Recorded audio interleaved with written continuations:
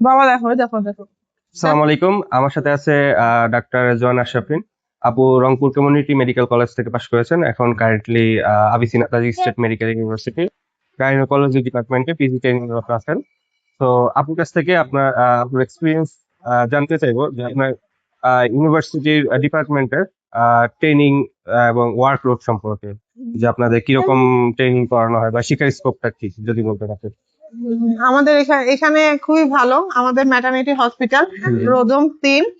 এখানে অনেকগুলো maternity hospital আছে, বর্তমানে আমি রোদম 3-এ আছি। জি এটা অনেক ভালো এবং হসপিটালটা অনেক বড়।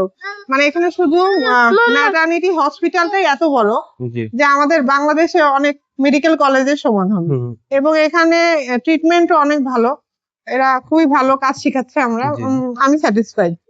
আর এবং শিক্ষার স্কোপটা কিরকম আপু যদি। শিক্ষার স্কোপ অনেক ভালো। আচ্ছা, শিক্ষার স্কোপ অনেক সুযোগ আছে।